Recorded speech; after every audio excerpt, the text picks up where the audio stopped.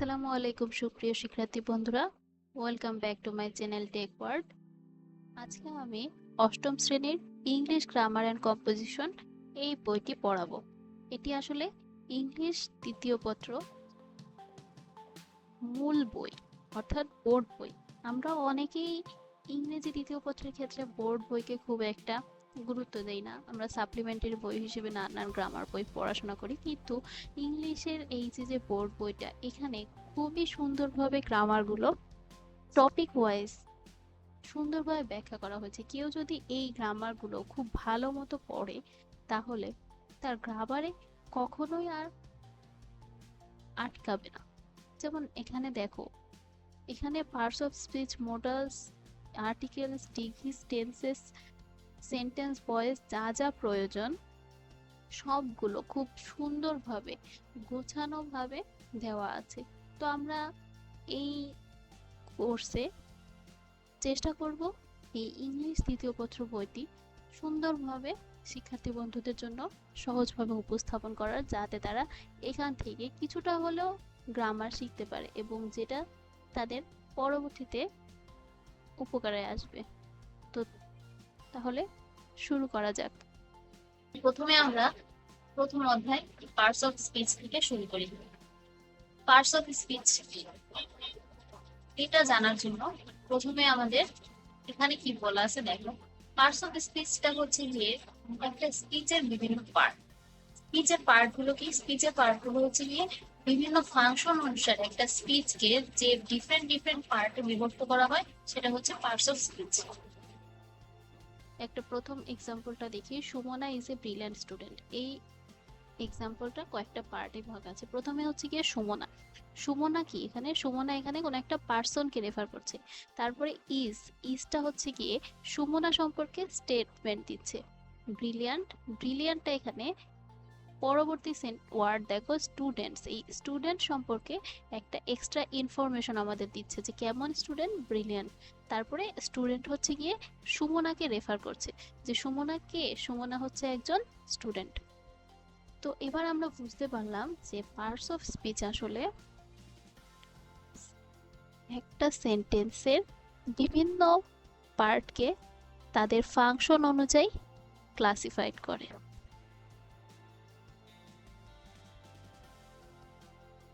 বলা আছে এরপরে হচ্ছে গিয়ে একটা পয়েমের কথা বলা হয়েছে, যেখানে একটা পয়েম আছে, যেখানে হচ্ছে গিয়ে আমাদের কোনটা নাউন, প্রোনাউন এর সম্পর্কে কিছু এক্সাম্পল দেওয়া আছে। যেমন হচ্ছে গিয়ে নাউন, এই নাউনটা হচ্ছে গিয়ে ফিল্ড, ফাউন্টেন, স্ট্রিট, মানে কোনো কিছুর নাম। আমরা এই সম্পর্কে পরে ডিটেলস আলোচনা করব।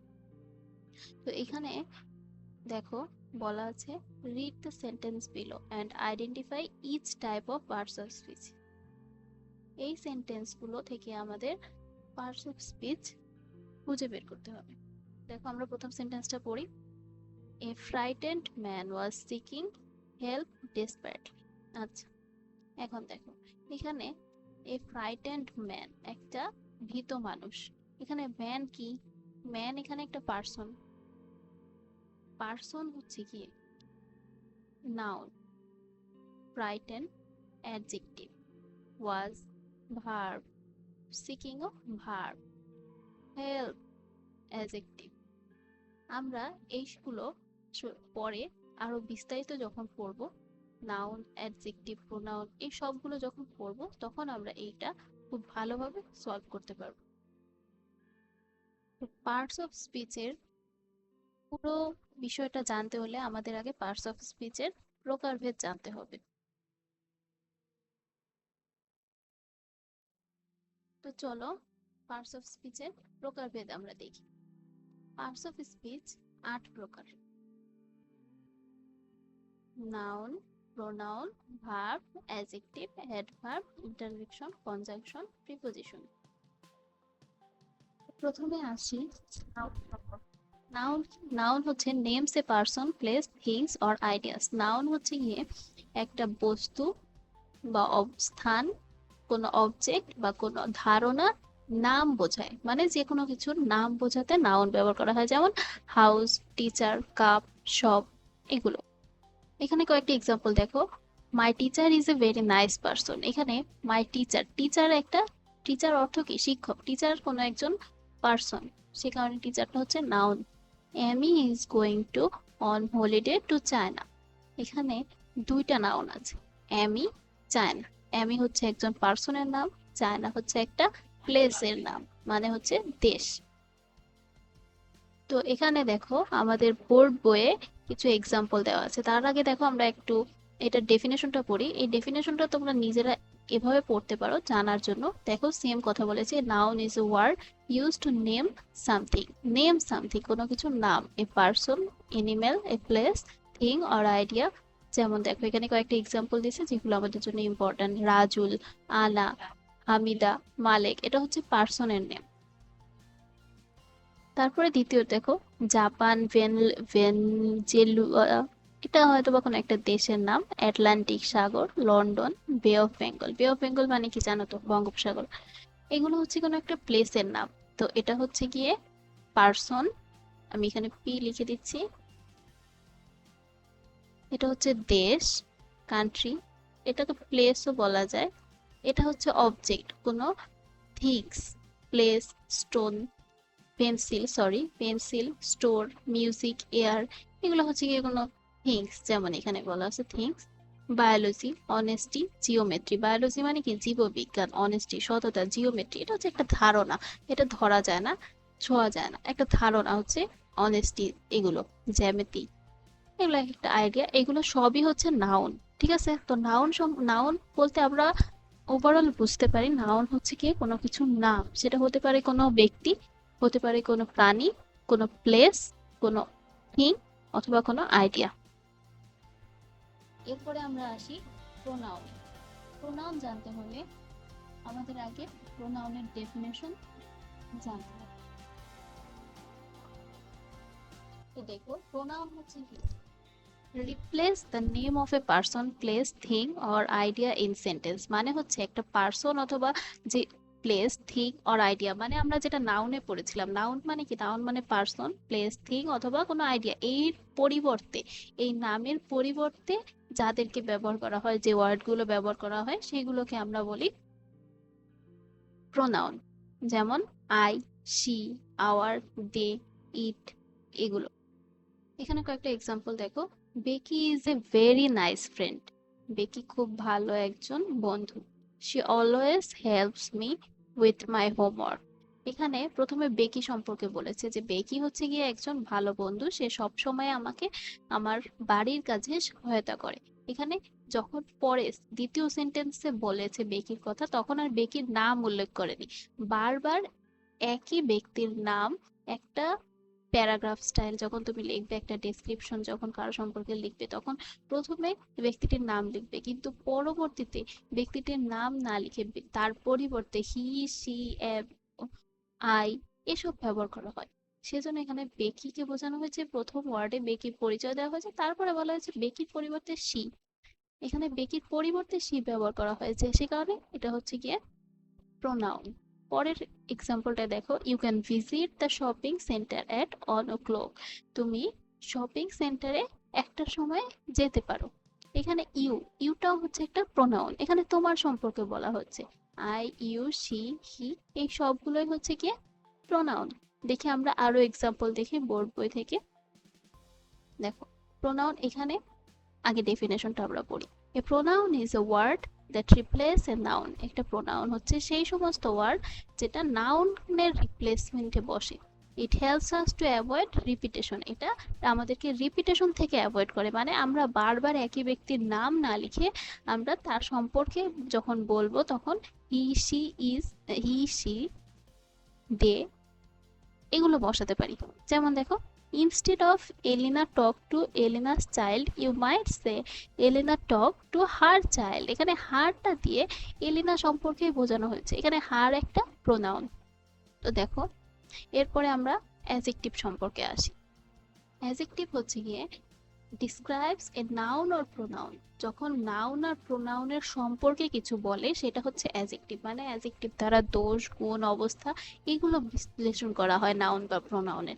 যেমন শর্ট, বিউটিফুল, রেড, ওল্ড, এটা প্রত্যেকটা। শর্ট হচ্ছে গিয়ে খাটো। আমরা যদি কোনো একটা কোনো নাউনের সম্পর্কে বলি, ধরো আমি বললাম যে Meena is very short, Meena খুবই খাটো। এখানে মিনা সম্পর্কে বলা হচ্ছে সেরকমই, শি ইজ ভেরি বিউটিফুল। তা কোনো কিছু কালার, কারো বয়স, এই সব দোষ গুণ অবস্থা সবকিছু বোঝাতে অ্যাডজেক্টিভ ব্যবহার করা হয়। বইয়ে এটা সম্পর্কে আরো বিস্তারিত বলা আছে, an adjective modifies a noun or pronoun as well in English. The adjective comes before the noun. দেখো এই লাইনটা কিন্তু ইম্পর্টেন্ট, যে সব সময় ইংলিশে অ্যাডজেক্টিভ বিফোর দ্য নাউন, নাউনের আগে হচ্ছে অ্যাডজেক্টিভ আসে। যেমন the smart student earn N A, এখানে স্টুডেন্টটা কি, স্টুডেন্টটা হচ্ছে কি নাউন, স্টুডেন্টের আগে স্মার্ট আসছে, স্মার্টটা কিন্তু স্টুডেন্ট, এই নাউন সম্পর্কে আমাদেরকে কিছু ইনফরমেশন দিচ্ছে যে স্টুডেন্টটা কেমন, খুব স্মার্ট। এখানে স্মার্টটা একটা অ্যাডজেক্টিভ, স্মার্টটা কোথায় আসছে দেখতে পারছো, খেয়াল করো, স্মার্টটা নাউনের আগে আসছে। Adjective also comes after linking verbs, adjective linking ভার্বের পরেও আসতে পারে। যেমন দেখো আই ফিল হ্যাপি, এখানে ফিলটা লিঙ্কিং ভার্ব, ফিলের পরে অ্যাডজেক্টিভ হ্যাপি এসেছে। এখানে আমি খুশি অনুভব করছি বা সুখ অনুভব করছি, আনন্দিত অনুভব করছি, যে কোনো কিছু বলতে পারো তুমি। এখানে হ্যাপিটা হচ্ছে অ্যাডজেক্টিভ, হ্যাপিটা লিঙ্কিং ভার্বের পরে এসেছে, ঠিক আছে। এরপরে আমরা দেখো ভার্ব সম্পর্কে একটু জানি। Verb generally express an action অথবা স্টেট অফ বিং। ভার্ব হচ্ছে গিয়ে কোনো একটা কাজ করাকে বোঝায়।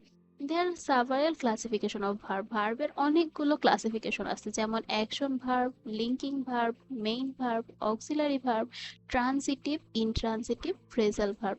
আমরা এগুলো সম্পর্কে আরো ডিটেলসে জানবো যখন আমরা ভার্ব সম্পর্কে বিস্তারিত আলোচনা করব। এখানে দেখো কিছু এক্সাম্পল দেখি। অ্যাকশন ভার্ব গুলো কোনগুলা, হি রানস, যেগুলো সরাসরি কাজ করে, যেমন সে খেলছে, শি প্লেস, সে খেলছে, হি রানস, সে দৌড়াচ্ছে, দে স্টাডি, তারা পড়াশোনা করছে। এখানে সরাসরি কাজ করা বোঝাচ্ছে। এখানে কাজ এবং নাউন ছাড়া আর কোনো সেন্টেন্স বা কিছু এখানে ডিরেক্ট অ্যাকশন বোঝাচ্ছে, সে কারণে এটা অ্যাকশন ভার্ব। লিঙ্কিং ভার্ব কিগুলো, এখানে দেখো বলা আছে link the subject to an adjective or a noun. Link verb হচ্ছে গিয়ে সাবজেক্টের সাথে অ্যাডজেক্টিভ অথবা নাউনের একটা কানেকশন করে। যেমন দেখো ম্যাটিন ইজ ইন্টেলিজেন্ট, এখানে ইন্টেলিজেন্টটা হচ্ছে কি অ্যাডজেক্টিভ, ম্যাটিন হচ্ছে নাউন। এখানে নাউন আর অ্যাডজেক্টিভের মধ্যে একটা কানেকশন তৈরি করতেছে ইজ। এখানে ইজটা কিন্তু অক্সিলারি ভার্ব হিসেবে বসবে না, অক্সিলারি ভার্বের ডিটেলস আমরা আরো পরে জানতে পারবো। এখানে ইজটা আসলে মেইন ভার্ব, এখানে ইজটা লিঙ্কিং ভার্ব হিসেবেও কাজ করছে, কারণ ইজটা এখানে নাউন আর সাবজেক্ট, নাউন হচ্ছে গিয়ে সাবজেক্ট এবং ইন্টেলিজেন্ট হচ্ছে গিয়ে অ্যাডজেক্টিভ, সাবজেক্ট এবং অ্যাডজেক্টিভের মধ্যে একটা লিঙ্ক তৈরি করছে। হি ইজ এ টিচার, এখানে হি সে একজন টিচার, এখানে সেই যে আসলে টিচার তার মধ্যে একটা লিঙ্ক তৈরি করছে কে, ইজ। তো এখানে কি বলা আছে দেখো, যে কিছু এক্সাম্পল দেওয়া আছে। এরপর আমরা অ্যাডভার্ব সম্পর্কে জানতে পারি। অ্যাডভার্ব কি, অ্যাডভার্ব হচ্ছে গিয়ে is word that modifies a verb. Okay, আমরা একটু আগে ভার্ব সম্পর্কে জেনেছি, অ্যাডভার্বটা হচ্ছে গিয়ে ভার্বকে মডিফাই করে। An adjective or another adverb, adverb হচ্ছে এমন একটা পার্টস অফ স্পিচ যে ভার্বকে মডিফাই করে, যে অ্যাডজেক্টিভকে মডিফাই করে, যে অ্যাডভার্বকে মডিফাই করে। দেখো the teacher carefully checks the homework, এখানে কেয়ারফুলিটা হচ্ছে অ্যাডভার্ব, কারণ এটা হচ্ছে গিয়ে চেক ভার্বকে মডিফাই করছে। কি, টিচারটা সতর্কতার সাথে হোমওয়ার্ক গুলো চেক করছে। এখানে চেকটা করছে, চেক হচ্ছে ভার্ব, কিভাবে চেক করছে, খুবই কেয়ারফুলি চেক করছে। কেয়ারফুলি চেক করাকে এখানে ভার্বকে মডিফাই করা বোঝা হয়েছে, সে কারণে এটা অ্যাডভার্ব। যেমন দেখো Tamal was extremely enthusiastic about doing his homework, এখানে এক্সট্রিমলিটা হচ্ছে অ্যাডভার্ব, এই অ্যাডভার্বটা কাকে মডিফাই করছে, ইনথুসিয়াস্টিকলি, ইনথুসিয়াস্টিক কে, ইনথুসিয়াস্টিক অ্যাডজেক্টিভকে মডিফাই করছে। এখানে আগে সেন্টেন্সটার অর্থ বোঝো, যে Tamal extremely enthusiastic about doing his homework, সে তমাল খুবই, এখানে এক্সট্রিমলি মানে তীব্র, অতিরিক্ত উৎসাহী তার হোমওয়ার্কটা করার জন্য। ডুইং হিজ হোমওয়ার্ক, তার হোমওয়ার্ক করার জন্য সে খুবই বেশি মাত্রায় উৎসাহী। বা আগ্রহী। এখানে এই যে যে আগ্রহী, এটা একটা অবস্থা বোঝানো হচ্ছে যে তমালের কি অবস্থা, তমাল খুবই আগ্রহী অবস্থায় আছে তার হোমওয়ার্কটা করার জন্য, কিন্তু আগ্রহী অবস্থারও একটা মাত্রা আছে, এক্সট্রিম মাত্রা, অতিরিক্ত মাত্রায় সে আগ্রহী, সেই কারণে এখানে অ্যাডজেক্টিভকে মডিফাই করার কারণে এক্সট্রিমলিটা আসলে অ্যাডভার্ব হয়েছে। তারপরে দেখো Maliha ran out the classroom very quickly, Maliha classroom থেকে চলে গেল খুব দ্রুততার সাথে। দেখো কুইকলি এখানে একটা অ্যাডভার্ব, কিভাবে চলে গেছে সে, ক্লাসরুম থেকে দ্রুততার সাথে চলে গেছে, কুইকলি একটা অ্যাডভার্ব, কিন্তু এই কুইকলি কেও মডিফাই করছে ভেরি, কিভাবে, দ্রুততার সাথে সে চলে গেছে কিন্তু খুবই দ্রুততার সাথে, ভেরি কুইকলি, এই কারণে এখানে ভেরিটা হচ্ছে গিয়ে অ্যাডভার্ব। তারপরে প্রিপোজিশন আসে, প্রিপোজিশন হচ্ছে গিয়ে preposition are words that connect a noun or pronoun to another word in a sentence, একটা সেন্টেন্সের নাউন আর প্রোনাউনের সাথে অন্য ওয়ার্ডগুলোকে কানেক্ট করতে আমরা প্রিপোজিশন ব্যবহার করি। সাম কমন প্রিপোজিশন হচ্ছে গিয়ে on, in, at, with, about, for, to, though, ঠিক আছে। কনজাংশন দেখো, এই সবগুলোই আমরা বিস্তারিত করবো এক এক করে।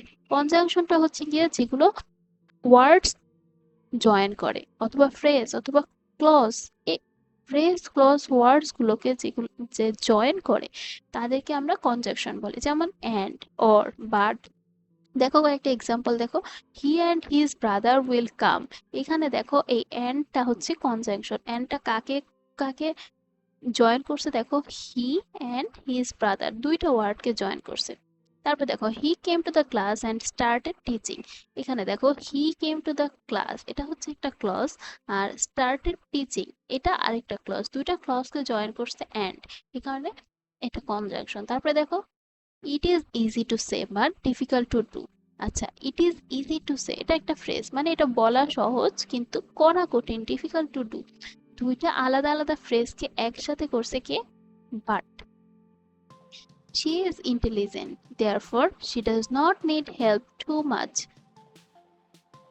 Sorry, she does not need too much help. এখানে হচ্ছে কি অনেকগুলো ক্লজকে একসাথে করছে যে সে খুবই বুদ্ধিমান, বুদ্ধিবতী, সুতরাং তার কোনো সাহায্যের প্রয়োজন হয় না।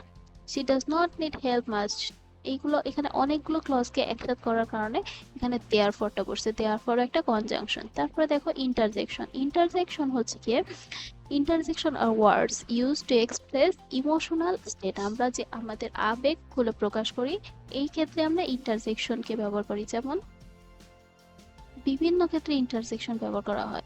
এক্সাম্পল হচ্ছে ওহ, wow, ouch, ওপস, hey.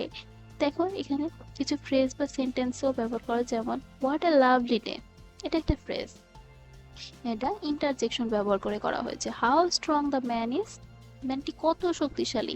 What a lovely day, এটার অর্থ মানে এটা না যে লাভলি ডে কি, এটা মানে হচ্ছে কি খুব সুন্দর একটা দিন, কি সুন্দর একটা দিন, বা ম্যানটি কত, মানুষটি খুব কতটা শক্তিশালী, অনেকটা শক্তিশালী, এরকম বোঝাচ্ছে, বিস্ময় প্রকাশ করছে, আবেগ বোঝাচ্ছে এখানে।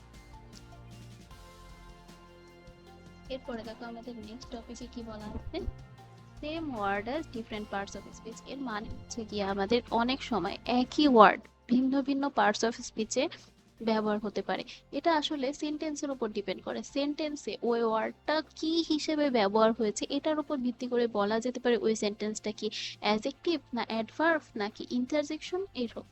যেমন দেখো এখানে একটা এক্সাম্পল দেওয়া আছে, এখানে ওয়েল সম্পর্কে, ওয়েল এই ওয়ার্ডটা বিভিন্ন সেন্টেন্সের ক্ষেত্রে বিভিন্ন পার্টস অফ স্পিচ হতে পারে, যেমন he does not look well, তাকে ভালো দেখাচ্ছে না, মানে তাকে মনে হচ্ছে যে সে অসুস্থ বা এরকম কিছু, ভালো বোঝাচ্ছে এখানে সুস্থ বা স্বাস্থ্য অবস্থা বোঝানো হচ্ছে, অবস্থা বোঝানোর জন্য এখানে যেহেতু ওয়েল ব্যবহার করা হয়েছে তাই এটা হচ্ছে অ্যাডজেক্টিভ। পরের সেন্টেন্সে দেখো the student did well in the test, স্টুডেন্টটা পরীক্ষায় ভালো করেছে, এখানে পরীক্ষায় ভালো করেছে, এই দ্য টেস্টকে মডিফাই করছে হচ্ছে গিয়ে এই ওয়েল, এখানে এই পরীক্ষায় ভালো করার কারণে এখানে একটা এখানে একটা একটা অবস্থা, যেমন এই পরীক্ষায় ভালো করেছে এটাকে মডিফাই করার কারণে এই ওয়েলটা হচ্ছে কি এখানে অ্যাডভার্ব হিসেবে ব্যবহার হয়েছে। সেম ওয়েলটাই দেখো এখানে well I don't know about that, আচ্ছা আমি এই সম্পর্কে জানি না, এটা অর্থ বোঝাচ্ছে ওয়েল। এর ওয়েলটা আসলে একটা আবেগ বোঝাচ্ছে, যার কারণে ওয়েলটা এখানে ইন্টারজেকশন হিসেবে ব্যবহার হয়েছে। এরপরে দেখো এখানে কিছু এক্সারসাইজ দেওয়া আছে, এগুলো আসলে এই এতক্ষণ যা যা পড়েছি এর থেকেই একটা এক্সারসাইজ। দেখো প্রথম সেন্টেন্সটা এখানে কি বলা আছে, identify what parts of speech each words in the following sentence. Following সেন্টেন্সের প্রত্যেকটা ওয়ার্ড কি কি পার্টস অফ স্পিচে পড়ে। যেমন দেখো এখানে ওয়াও, আমরা জানি আবেগ প্রকাশের ক্ষেত্রে আমরা যে ওয়ার্ডগুলো ব্যবহার করি সেটা ইন্টারজেকশন, তাই ওয়ার্ডটা interjection, that is really nice. He seemed sorry, he seemed sorry as he apologised to us. সে তাকে দুঃখিত দেখাচ্ছে যেহেতু সে আমাদের কাছে ক্ষমা চেয়েছে। হিটা এখানে নাউন, সিমটা ভার্ব, সরিটা হচ্ছে গিয়ে অ্যাজেক্টিভ। এরকম mother wanted an answer but she did not get any reply from her daughter. Mother উত্তর দিতে চাচ্ছিল মা, কিন্তু সে তার কন্যার কাছ থেকে কোনো উত্তর পায়নি। উত্তর চাচ্ছিল আসলে মা, কিন্তু সে তার কন্যা মেয়ের কাছ থেকে কোনো উত্তর পায়নি। এখন দেখো এখানে বার্ড দ্বারা অনেকগুলো ক্লজকে, এই পাশের ক্লজ গুলোকে এবং এই পাশের ক্লজ গুলোকে একসাথে করেছে। বার্ডটা কি এখানে, বার্ডটা কনজাংশন, দেখছো এখানে অনেক কিছু কিন্তু আসছে। এই মাদারটা কি কোনো একজন মানুষের পার্সনকে বোঝাচ্ছে, এখানে মাদারটা নাউন, তো এখানে নাউন ভার্ব অ্যাডজেক্টিভ ইন্টারজেকশন সবগুলো পার্টস অফ স্পিচ কিন্তু আসছে। এখানে দেখো এইখানে সেম আগের মতন একটা পয়েমের মতন দেওয়া আছে, যেখানে আমাদের বিভিন্ন ধরনের ভার্ব অ্যাডজেক্টিভ সম্পর্কে কিছু এক্সাম্পল দেওয়া আছে। তো এরপরে আসে নাউন। আমরা এই লেসনটা নেক্সট ভিডিওতে ব্যাখ্যা করব ইনশাল্লাহ। আজকে এ পর্যন্তই, সবাই ভালো থাকবেন।